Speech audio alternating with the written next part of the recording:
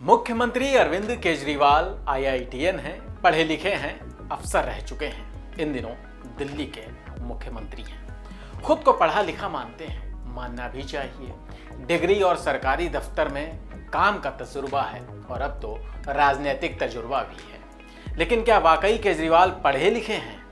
ये सवाल भी अब उठ रहा है, क्योंकि राजनीतिक छलांग लगाते लगाते केजरीवाल अब कहीं ना कहीं संयम खोते दिख रहे हैं।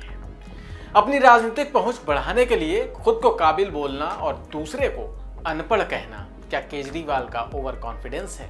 आज हम आपको केजरीवाल की कुछ ऐसी बातें याद दिलाएंगे, आपको कुछ दिखाएंगे जिनसे आपको समझने में आसानी होगी, अंदाजा होगा कि अनपढ़ कौन है।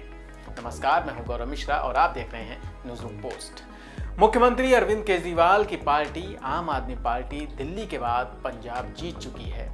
पार्टी के विस्तार में सीएम साहब बड़ी तेजी से लगे हुए हैं। जहां चुनाव होते हैं वहां उम्मीदवार उतारने की तैयारी में जुट जाते हैं। हालांकि पिछले कुछ दिनों से पार्टी के शीर्ष नेताओं के दिन अच्छे नहीं चल रहे, लिहाजा इसकी टीस भी उनके बयानों में नजर आ रही है। अब विस्तारीकरण के इस दौर में अरविंद केजरीवाल मध्य प्रदेश पहुंचे थे और कार्यकर्ताओं और जनता से तालियां बटोरने के लिए प्रधानमंत्री पर तीखे हमले बोले।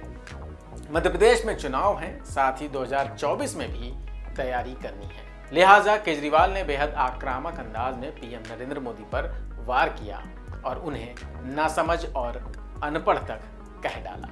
केजरीवाल ने कहा कि जिस दिन मनीष सिसोदिया को गिरफ्तार किया गया उस दिन उन्हें लगा कि देश का पीएम पढ़ा लिखा होना चाहिए। दिल्ली के सीएम ने कहा कि अगर पीएम पढ़े लिखे होते तो सिसोदिया को पूरे देश का शिक्षा मंत्री बना देते, लेकिन उन्होंने उसे जेल में डाल दिया। आप संयोजक ने नोटबंदी और कोरोना महामारी के दौरान थाली बजवाने का उदाहरण देते हुए कहा कि पीएम मोदी की समझ कम है। प्रधानमंत्री जी ने मनीष सिसोदिया को जेल भेज दिया। उस दिन मेरे को लगा, जिस दिन प्रधानमंत्री जी ने मनीष को जेल भेजा, कि देश के प्रधानमंत्री पढ़े लिखे तो होने चाहिए।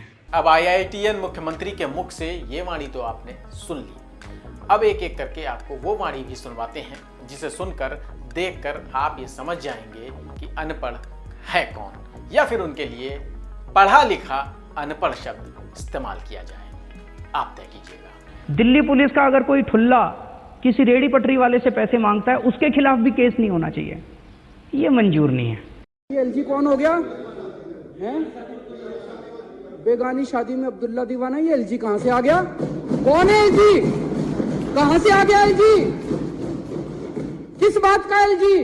कौन एलजी? कौन लेफ्टिनेंट गवर्नर? हमारे सर पे बैठ गया के लेफ्टिनेंट गवर्नर।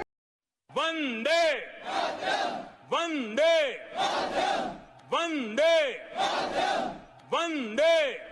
तो ये थी एक पढ़े लिखे सीएम की मुखवाणी। अब आगे की बात करते हैं कि केजरीवाल ने इस तरह के शब्दों का प्रयोग पहले भी किया है या अभी क्यों किया। पीएम पर डायरेक्ट हमला करने की आखिर वजह क्या है? ऐसा नहीं है कि केजरीवाल ने पहली बार इस तरह का हमला बोला है। इससे पहले भी केजरीवाल पीएम मोदी को टारगेट करते रहे हैं, लेकिन उसके नतीजे क्या निकले हैं आइए आपको दिखाते हैं।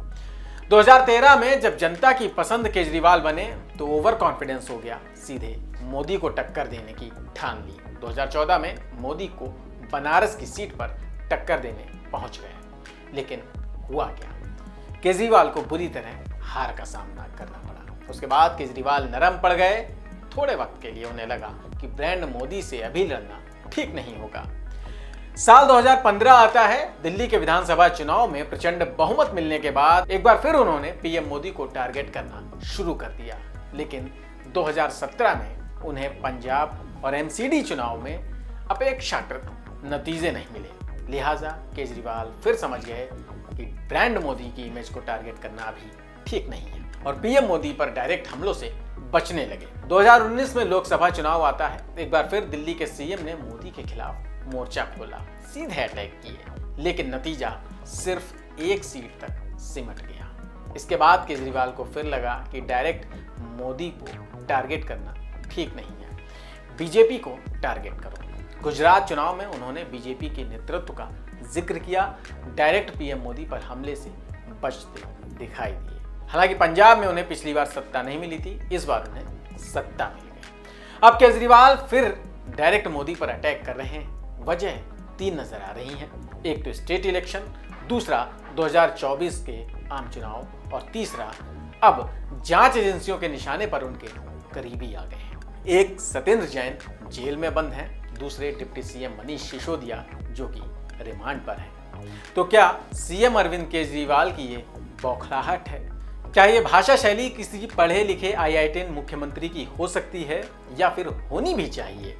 पीएम अगर अनपढ़ हैं तो फिर सीएम केजरीवाल की कैटेगरी क्या है? आप लोग कमेंट सेक्शन में लिखकर जरूर बताइएगा। वीडियो अगर पसंद आया तो लाइक और शेयर कर दें, चैनल को सब्सक्राइब कर लें। फिर मिलेंगे नए टॉपिक के साथ।